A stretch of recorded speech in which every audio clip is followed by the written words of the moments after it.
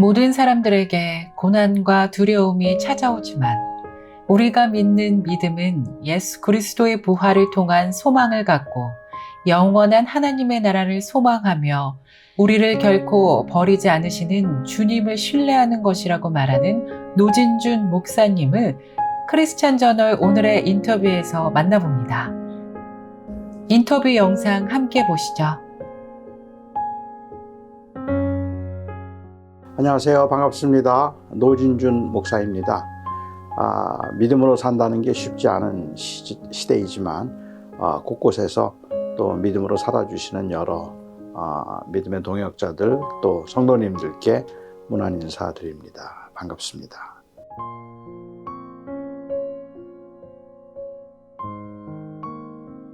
네, 설교가 무엇일까 생각하면 제가 생각하는 설교를 통해서 우리가 궁극적으로 원하는 것이 있다면 사람들이 변하는 거겠죠. 그런데 설교를 통해서 사람들이 잘 변하지 않아서 아마 설교를 하다가 낙심하는 경우들이 많지 않을까 생각합니다. 그래서 제가 생각하는 설교자의 사명은 사람을 변화시키는 것이 아니라 우리가 믿고 있는 바 그리스도를 기억나게 하는 것이다 라고 생각을 해요.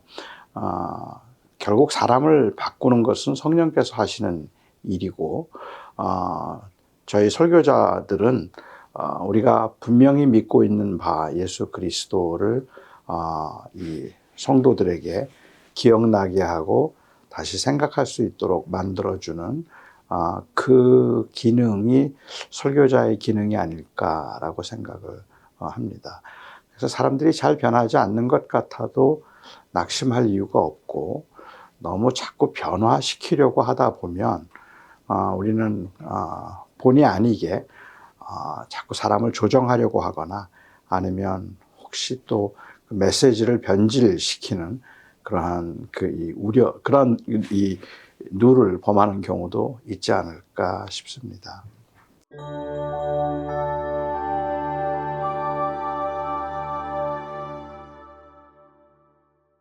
제가 아마 이 설교를 준비하거나 아니면 설교를 하는 후배들에게 많이 하는 말 중에 하나가 있다면 너무 설교를 잘하려고 하지 말라는 말을 합니다. 왜냐하면 그 설교를 잘하려는 그 마음 속에 자칫 우리가 가지고 있는 그 욕망을 합리화시킬 가능성이 많기 때문에 그렇죠. 물론 그래서 설교를 못하려고 하려는 말은 아니지만 우리 설교자의 이게 있어서 정말로 중요한 것은 그냥 설교를 잘해서 어떻게 인정을 받을 수 있을까 하는 것이 아니라 하나님께서 우리에게 주신 하나님의 말씀을 우리가 어떻게 충성스럽게 잘 그리고 진실되게 잘 이해하고 그리고 그것을 전달할 것인가 하는 것이라고 생각을 해요. 그러니까 그 관점에서 생각해 본다면 결국 설교에 있어서 비결이라는 것은 하나님이 정말 원하신 것은 무엇이었을까? 그 본문을 통해서 하나님이 원하시는 그것은 무엇이었을까 하는 것을 헤아려 보고 살펴보려고 하는 것. 어쩌면 그것이 비결이라면 비결이 아닐까라고 볼 수 있을 것 같습니다.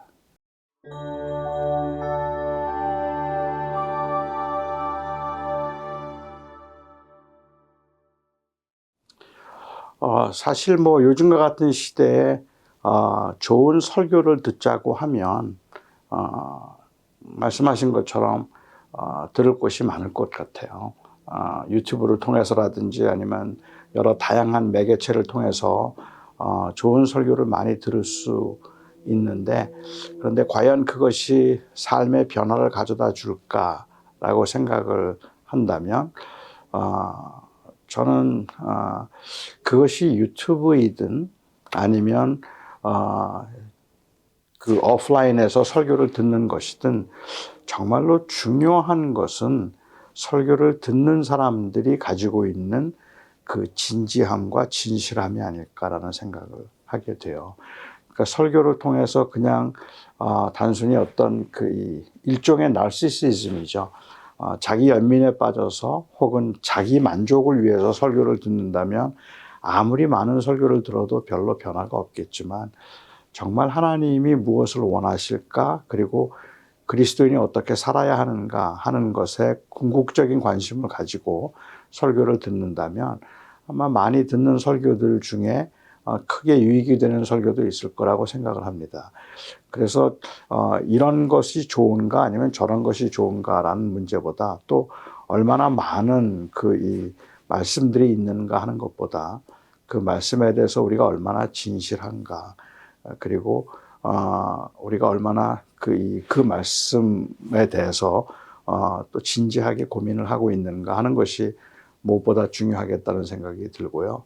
그다음에 이제 두 번째로 또 다른 관점에서 한번 생각을 해보자면, 제가 생각하는 약간의 우려라면 사실은 그러한 이 최근의 매개체들을 통해서 설교를 듣는 것들이 굉장히 도움이 많이 되는 것은 사실이지만 어쩌면은 그것들이 가져다 주는 어떤 이 반작용이랄까요? 아니면은 거기서 오는 그러한 그 문제 중에 하나가 있다면, 그거는 저는 신앙을 너무 사유화시키고 있는 건 아닐까라는 생각을 하게 됩니다. 결국 하나님께서 기대하고 계셨던 것은 공동체적인 그러한 이 사역이고 삶일 텐데, 그렇게 좀 힘들어도 부딪히면서 배우고 사랑을 실천하는 그러한 그 과정들이 굉장히 중요하게 여겨질 텐데, 그런데 자칫 이 좋은 설교를 많이 들으면서도 그것을 실천해 내거나 아니면 그것을 실제로 경험해 볼 수 있는 그런 공동체가 없다는 것, 그것이 조금 아쉬운 문제 아닐까 하는 생각이 들기는 합니다. 그래서 현대 교인들에게 제가 만약에 부탁을 드린다면 첫 번째로 제가 드릴 수 있는 부탁은 정말로 우리가 믿는 바에 대해서 진실할 수 있도록 정말 진실한가라는 질문을 계속해서 해야 되지 않을까라는 생각이고, 그리고 두 번째로 제가 드릴 수 있는 이 제안이 있다면 그것은 저는 공동체라고 생각을 해요. 조금 힘이 들어도 함께 어우러져서 그것을 연습하고, 그리고 내가 좀 소홀해지려고 할 때마다 누군가 자극해주고 또 함께 가줄 수 있는 그러한 공동체의 중요성이 점점 더 시급해지는 때가 아닐까라는 생각을 하게 됩니다.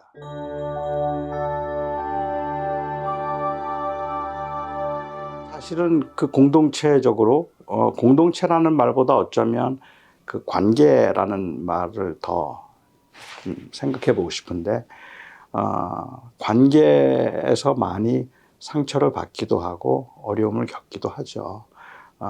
그렇지만 그런 관계가, 그래서 관계를 다 피하고 아무하고도 관계를 맺지 않으려고 하는 그러한 이 삶을 만약에 살자고 하면 어쩌면 우리가 그런 관계를 통해서 얻을 수 있는 사회성이라든지 아니면 실제로 그런 스킬들을 전혀 배우지 못하게 될 수도 있다고 생각합니다. 그러니까 LA에서 제가 목회를 할 때, 그때 이제 다른 교회에서 상처를 받은 교인들이 좀 오셨어요. 그렇게 오시면 저한테 늘 하셨던 말씀이, 저는 그냥 예배만 하고 갈 겁니다 하고 이야기를 했거든요. 제가 이제 그분들의 심정을 알기 때문에 새로운 온 분들 이제 새가족 환영회를 한다든지 아니면 등록 교인 멤버십 클래스를 할 때 제가 그분들에게 그런 말씀을 드려요. 만일 한길교회를 좀 오래 다니고 싶으시면 구역에 가지 마시고, 그리고 성경 공부만 하시고 웬만해서는 교회 행사에 참여하지 마시고, 그리고 교인들하고 가깝게 지내지 않으시면 한길교회는 오래 다닐 수 있을 겁니다. 그런데 과연 우리가 그렇게 하고 건강한 교인으로서의 사명을 다해낼 수 있을까라고 생각을 해보면, 저는 조금 힘들고 부딪히는 일이 있더라도 오히려 그것들을 다른 방법으로 또 하나님께서 채우시기를 기대하고, 그 공동체에 대한 그 하나님의 마음을 저버리지 말고 저는 조금 더 열심히 상처가 있고 그 상처가 얼마나 큰지 알지만 그래도 공동체를 포기하지 말아달라고 부탁을 하고는 하죠. 근데 그만큼 저는 이게 중요하다고 생각을 하기 때문에 그런 것 같아요.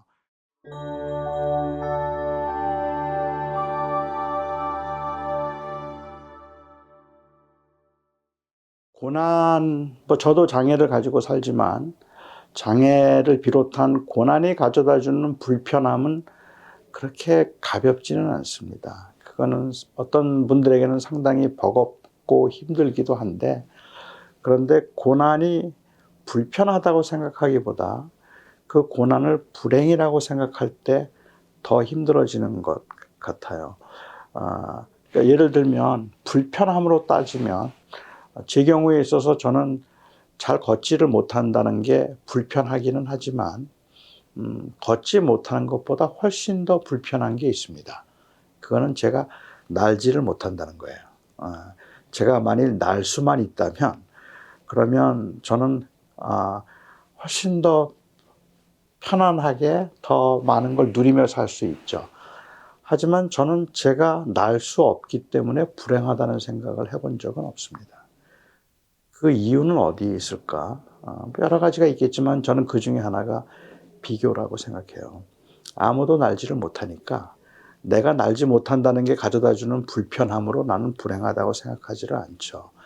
그렇지만 남들은 다 가지고 있는 것을 나만 가지고 있지 않다고 생각할 때 그때 그 불편함은 불행함이 되고 그 불행함은 결국은 나를 훨씬 더 낙심하게 만들 수 있겠다는 생각을 하기 때문에 모든 고난이 다 그렇다고 생각되지는 않지만 꽤 많은 것들이 제가 생각하기에는 비교에서부터 비롯된다고 생각해요. 저 사람은 할 수 없는데 할 수 있는데 나는 할 수 없다. 저 사람은 가지고 있는데 나는 가지고 있지 않다. 그러한 사실들이 우리를 자꾸만 불행하다고 생각하게 만들거나 아니면 이제 그런 것에서부터 만약에 그런 이 슬픔 또는 낙심됨이 온다면 지금도 고난 중에 있거나 아니면 이 장애나 질병을 가지고 살아가는 분들에게 저는 그렇게 말씀을 드리고 싶은 거죠.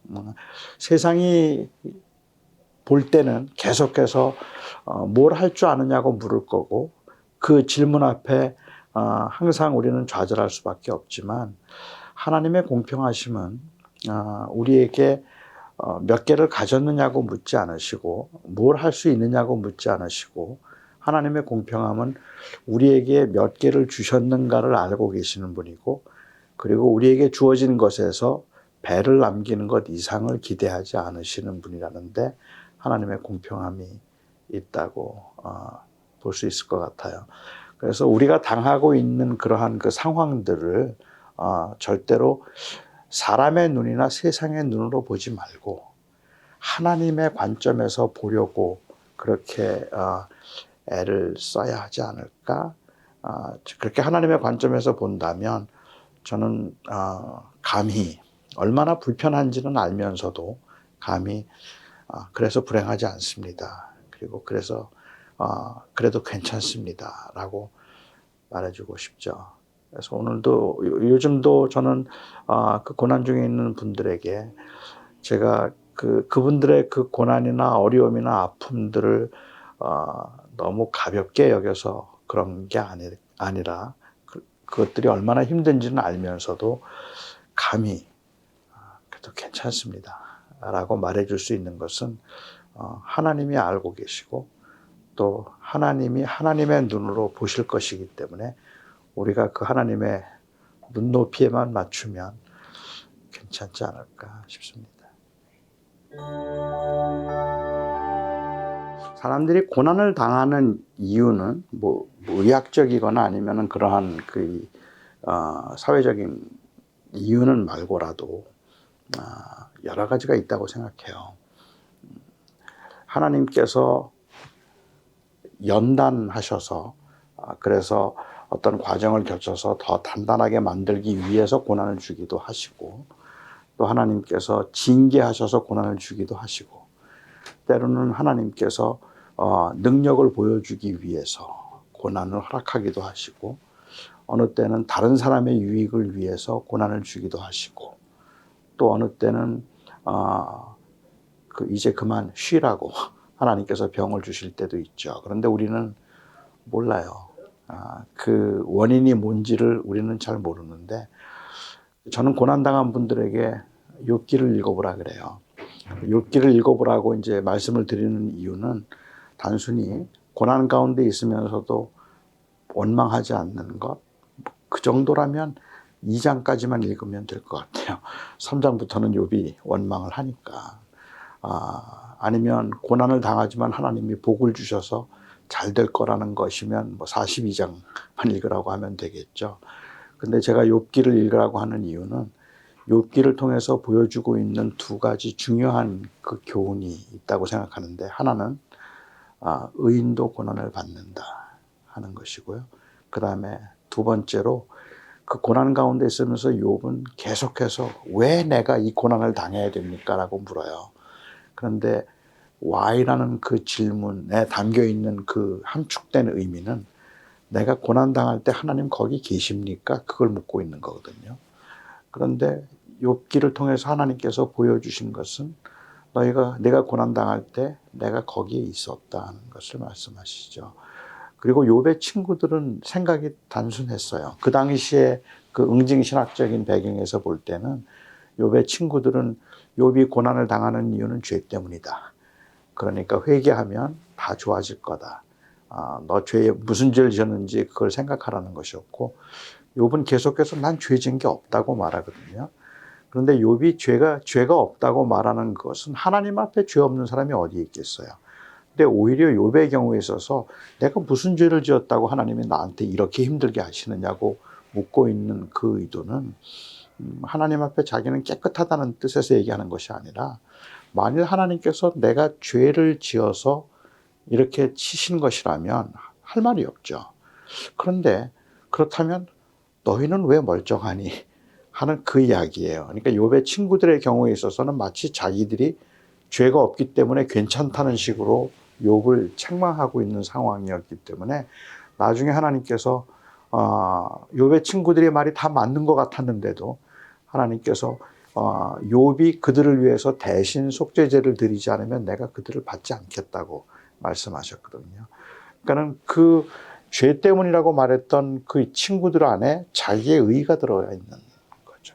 나는 괜찮은데 너는 죄가 많아라는 그러한 고난의 그 현상만 보고, 그렇기 때문에 욥기가 굉장히 위로가 되는 것은, 의인이라 할지라도 하나님의 어떤 계획과 뜻 가운데 하나님이 뭘 하신지는 모르지만, 뭐 요셉의 경우라면 요셉이 당한 고난은 결국은 아브라함과 하신 약속을 성취하기 위한 그 과정일 텐데, 그런 고난도 있으니까 하나님은 의인도 고난을 당하지만 그 고난 중에 하나님은 한 번도 그들을 떠나지 않으시고 함께 하신다 하는 이것이 욥기의 교훈이라고 생각해요. 따라서 저는 요즘에도 고난당하는 분들에게, 알죠? 우리의 약함과 한계 때문에 내가 잘못했기 때문에 하나님이 나를 치시나 하는 생각을 제일 먼저 하게 되는 건 맞는데, 그렇게 생각하고 보면 하나님이 참 잔인해지고 무서워지고, 그래서 순종을 한다고 회개를 하기는 하지만 그러면서 또 섭섭하기도 하고, 또 하박국 선지자가 말했던 것처럼 그런데 왜 악인들은 잘 됩니까? 하는 그 고민이 또 생기기도 하고, 그래서 저는 그렇게 생각할 것이 아니라 그 고난 중에 있으면서도 예수 그리스도를 바라보고, 그리고 하나님이 우리와 함께 하시고 하나님은 결코 우리를 떠나거나 버리지 않으셨다는 것을 잊지 말아야 한다고 말씀을 드리고 싶어요.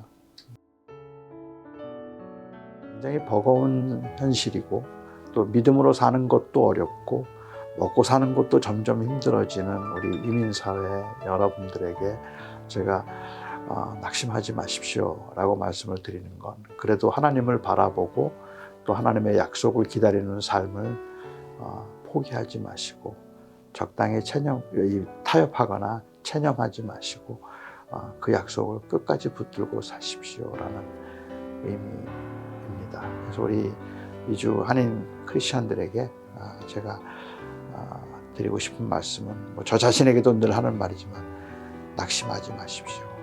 아무리 상황이 힘들어도 하나님의 약속이 있습니다. 낙심하지 마십시오. 말씀을 드리고 싶네요.